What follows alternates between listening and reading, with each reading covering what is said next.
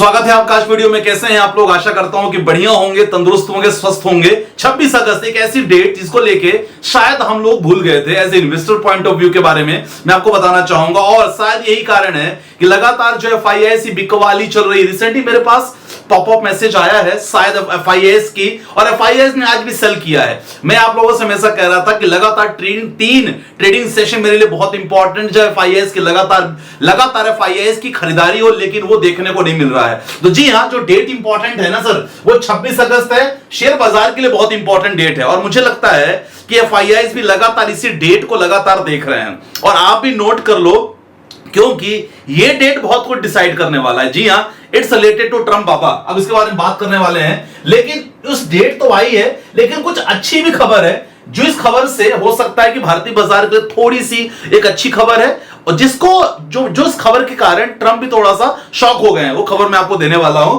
बाकी BSE angel one भाई, आज की बड़ी टॉप न्यूज रही है कि BSE एंजल वन में हुआ क्या है। एक्चुअली आज उनके शेयर 4 से 5% बिल्कुल गिर चुके हैं। तो यहां क्या करें? BSE होल्ड करें, मतलब लॉन्ग टर्म के लिए क्या प्लान कर सकते हैं एंजल वन का, क्योंकि रिटर्न के मामले में कैपिटल मार्केट के शेयर हैं, अच्छे खासे रिटर्न दे चुके हैं। अब ऐसे में क्या करना चाहिए वो जरूर सुन लेना वीडियो में। और FIIs का एक्शन कब मिलेगा, ये चीज बहुत इंपॉर्टेंट है। प्लस आपका पोर्टफोलियो हेल्थ चेकअप, तो मतलब वीडियो में कंप्लीट पैकेज होने वाला है। तो वीडियो को जैसे लाइक कर देना, अगर पहली बार आए हो चैनल पे सब्सक्राइब कर लेना, क्योंकि हम लोग लगातार इस चैनल पे daily share market related videos और कुछ इनसाइट्स लगातार मैं आपको देता रहता हूं। तो सबसे पहले बात करते हैं भारतीय बाजार की। तो भारतीय बाजार की अगर बात करोगे ना, तो आज का निफ्टी 50 की कंडीशन देखो, बहुत ज्यादा मूवमेंट नहीं रहा और लगातार मार्केट ना गोते खेते दिखाई दिया, लगभग ऊपर नीचे होता रहा मार्केट में, अप्स डाउन लगातार मार्केट में रहे।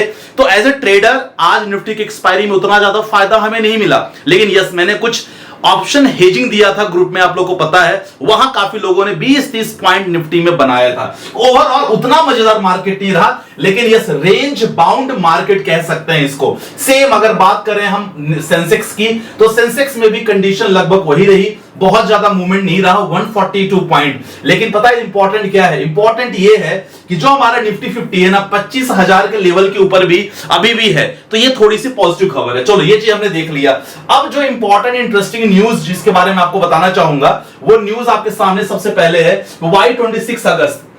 देखो 26 अगस्त क्या है कि भाई, आपको याद होगा ट्रम्प बाबा ने एक स्टेटमेंट दिया था 30 जुलाई को कि भाई भारतीय बाजारों पे 25, मतलब भारतीय पे, इंडियन पे 25% का हम टैरिफ लगा रहे हैं, ठीक है। और एडिशनल 25% का टैरिफ कुछ समय बाद लगेगा, वो रहेगा 27 अगस्त 2025। तो समझ में आया कि 25% तो ऑलरेडी हमारा चल रहा है। भारतीय बाजार जो बीच में जूझ रहा है, आपको देखने को मिल रहा होगा। तो 25% टैरिफ पे हम खेल रहे हैं ऑलरेडी, मतलब चीजें जो हम यहां से US भेज रहे हैं महंगी है, लेकिन अभी 27 अगस्त से 25% और महंगी होने वाली है। और यही रीजन है कि जो FIIs का आपको जो खेल चल रहा है ना, they are not so confident about the Indian market, और अभी भी अपने पैसे को बचा के रखे हैं इन्होंने, ठीक है। ये तो बहुत बड़ा खेल है। ये शायद हम लोग बीच में ना रशिया यूक्रेन की मित्रता एंड ऑल दैट हम लोग शायद भूल गए होंगे कि यार ये भी डेट है। और रिसेंटली जब मैं आर्टिकल पढ़ रहा था, तो अचानक से ये आर्टिकल आया मेरे सामने, और ये इंपॉर्टेंट इवेंट आपको देखने को मिल सकता है। लेकिन ये तो ठीक है अनाउंसमेंट, लेकिन इसके बीच क्या हुआ? इसके बीच में रशिया का एक अच्छा खासा स्टेटमेंट आया है। क्या आया है कि भाई साहब, ठीक है, ट्रंप ने आप पे जो टैरिफ लगा रहे हैं, इंडिया पे आया है कि ट्रंप ने जो भी आप पे टैरिफ लगा रहे हैं, कोई बात नहीं सर, हम एक काम करेंगे, अभी जो क्रूड ऑयल आप हमसे खरीदे हो रहा ना, आप उस पे हम आपको 5% का और डिस्काउंट देने वाले हैं।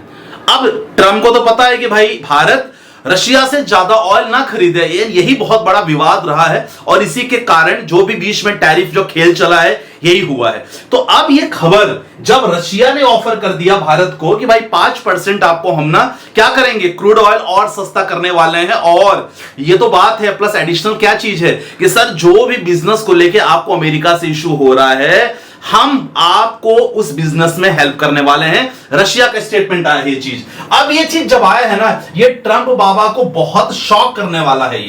ये खबर शॉक करेगी, और मुझे लगता है कि ऐसा ना हो कि ये शॉक के कारण कुछ एडिशनल टैरिफ लगा दें। ये थोड़ा सा डर की बात है। अच्छा, ये खबर है। अब काफी लोगों को लगेगा कि सर संदीप भाई क्या सोर्स है आपका, आपने कैसे मुझे बता रहे हो? सबसे इंपॉर्टेंट मैं आपको बता रहा हूं, ये देखो पहली खबर है, ट्रंप ने रूसी तेल खरीदने पर लगाया 25% एक्स्ट्रा टैरिफ। वो तो लगा दिया था बहुत पहले, लेकिन पुनीत ने क्या किया, पुतिन ने किया है बड़ा फैसला, भारत को दिया तगड़ा ऑफर। तगड़ा ऑफर क्या है? 5% वाला, जो मैं आपको बता रहा था, 5% वाला ही ऑफर है। और लगभग इसमें 5% आपको ना एक्स्ट्रा डिस्काउंट मिलेगा। ये देखो कितना मिलेगा, लगभग 5% के आसपास रहता है। तो ये लगातार उन्होंने दे दिया है भारत को रूसी कच्चे तेल की खरीद पर। ये देखो आपके सामने है, ये दैनिक भास्कर से खबर है। उन्होंने कहा है कि 5% क्या लगेगा, 5% की छूट रहेगी और ये बातचीत के आधार पर तय होगी। उन्होंने क्लियर कह दिया है, किसने? रशिया ने कह दिया। तो ये तो खबर हो गया सोर्स। दूसरा खबर आपको मैं बताना चाहूंगा, जी हां, ये आपको डेट याद होगा, है ना? क्या है कि भारत पर ट्रंप का 50% टैरिफ 25% आज से लागू होगा। ये 14 दिन पहले की खबर है और उन्होंने क्लियर कहा था कि भाई बाकी जो होगा वो 27 अगस्त से लगेगा, एक्स्ट्रा 27 अगस्त से लागू होगा, जो रिमेनिंग 25% है।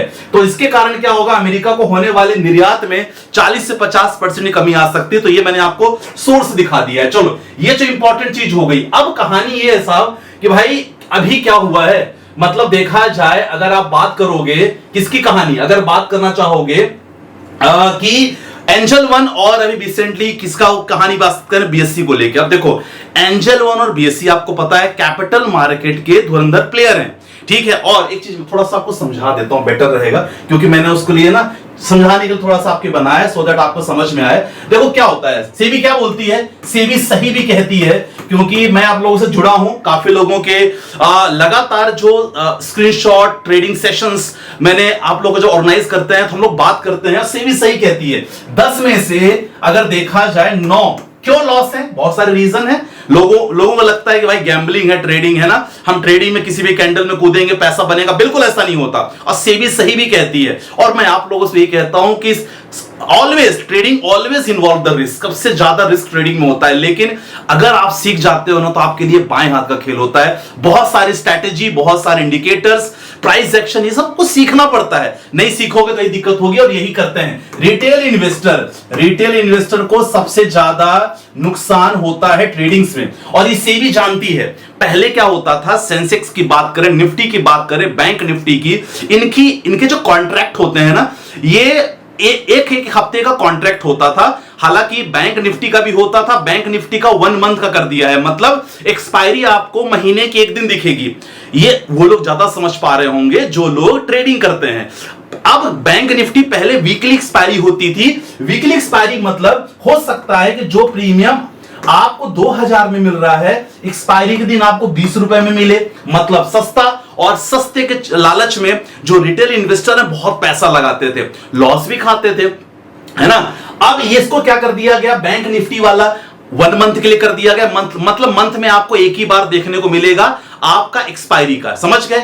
अब क्या है, निफ्टी और सेंसेक्स दोनों की एक्सपायरी वीक में एक बार आती है। आपको पता होगा, निफ्टी की बात करें आज एक्सपायरी थी, सेंसेक्स की ट्यूसडे को आती है।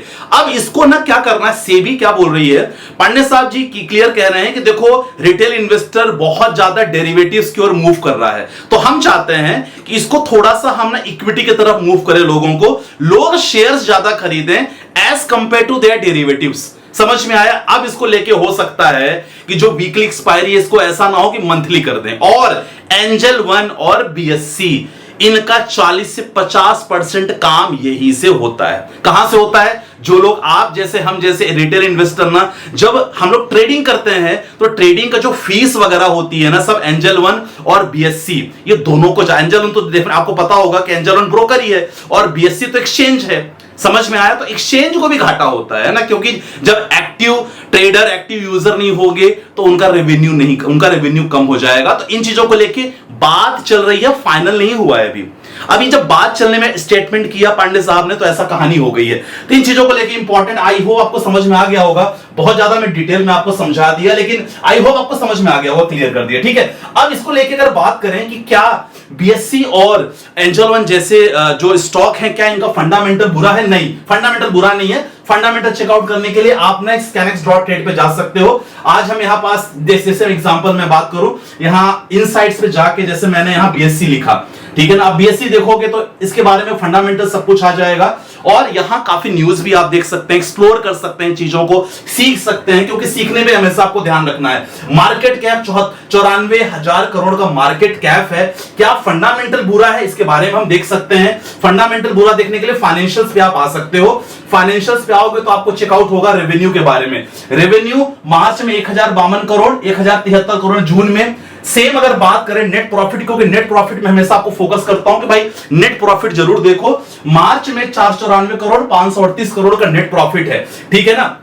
ये चीज हमने देख लिया। बैलेंस शीट भी आप यहां चेकआउट कर सकते हो। बैलेंस शीट में आप देखो कि टोटल अगर देखो कितना है यहां फिक्स टोटल एसेट्स कंपनी का लगातार यहां बढ़ा है, और इन्वेस्टमेंट की बात करें, इन्वेस्टमेंट भी बढ़ा है। और अगर और बात करोगे शेयर होल्डिंग पैटर्न आप चेक कर सकते हो।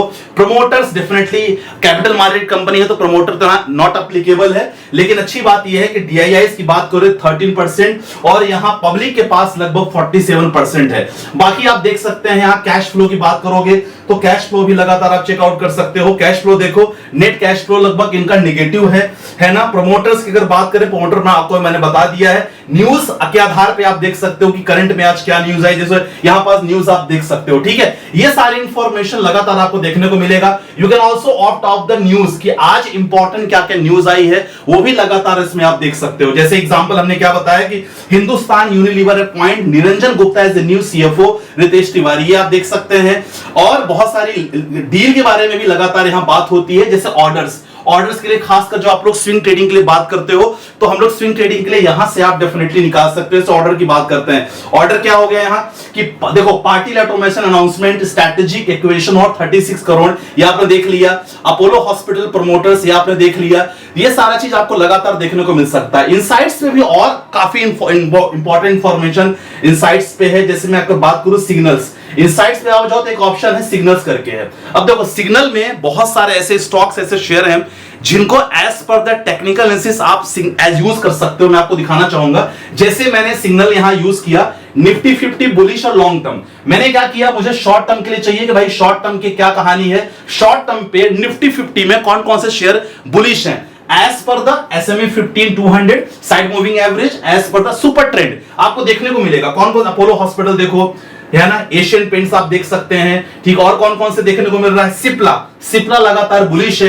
तो ये सारी चीज आपको यहां देखने को मिल सकती है। सारा ना ये नॉलेज के लिए हम आइडिया फ्रेंड, ठीक है।